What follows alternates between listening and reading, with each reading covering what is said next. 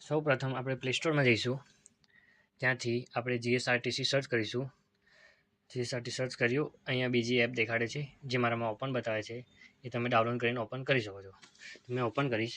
પછી તમને અહીંયા વેલકમ ટુ જીએસઆરટીસી આવશે. તો મેં ગુજરાતીમાં તમને બતાવીશ. તો પહેલું ગુજરાતી ટીક કરીશ.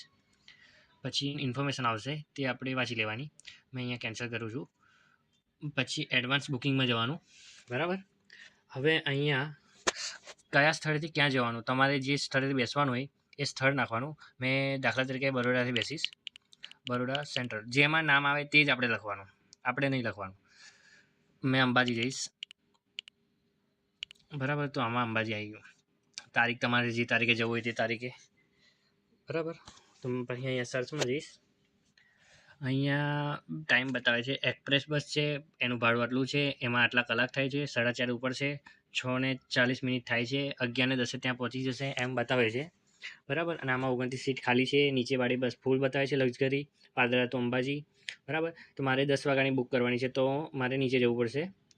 મારે આ 10 વાગ્યામાં આવી ગયો. 4 સીટ બાકી છે, એ બસ મારે બુક કરવાની છે. બરાબર, આમાં મારે એક સીટ બુક કરવાની છે. તો મેં તો ચલો તમને બુક કરીને બતાવું. જો મેં 22 એટલે 10 વાગ્યાની બુક કરીશ. બરાબર, આ મેં 37 નંબરની વિન્ડો સીટ બુક કરીશ. બરાબર, બસ. તો અહીંયા નામ લખી દેવાનું તમારું, ઉંમર લખી દેવાની, ઈમેલ એડ્રેસ લખી દેવાનું અને ફોન નંબર લખી દેવાનો. બરાબર, પછી આગળની પ્રોસેસ કરવાની. આવી ગયું. અહીંયા 273 ભાડું છે, ટેક્સ લાગે છે, ટોલ લાગે છે, બધું લાગીને 290 થાય છે. પેમેન્ટ આપણે આપી દઈશું એટલું, તો આપણી ટિકિટ બુક થશે. કૃપા કરીને આ જીએસટી નંબરની સંબંધ નોંધ કરી આનો સ્ક્રીનશોટ લઈ લેવો તમારે. બરાબર, જો મેં લઈ લઉં છું એ રીતે તમે બી લઈ લેજો. ચાલુ રાખો, પછી આગળ વધો. આગળ વધીશું. પછી આગળ પેમેન્ટનો ઓપ્શન આવશે. બરાબર, તો હવે આપણે પેમેન્ટ કરીશું. મારામાં થોડું નેટવર્ક પ્રોબ્લેમ છે એટલે થોડું વેટ કરવા કે છે. આવી ગયું 290 પે. તો મેં યુપીઆઈ દ્વારા કરી દઈશ, ગૂગલ પેમાંથી કરીશ.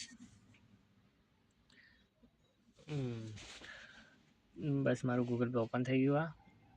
હવે હું પેમેન્ટ કરી દઈશ. 290 પે કરવાના આવે છે મારામાં, તો હું કરી દઉં છું. તમને આ કદાચ નહીં દેખાતું હોય કારણ કે પર્સનલ છે અને સેફ્ટી માટેનું છે, એટલા માટે.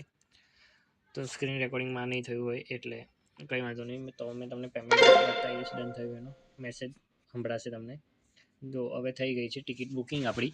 હવે આને આ આવી ગયું છે. બરાબર, આપણે કઈ તારીખે જવાનું છે, કેટલા વાગ્યાનું બસ છે, બધું બતાડી દીધું અહીંયા.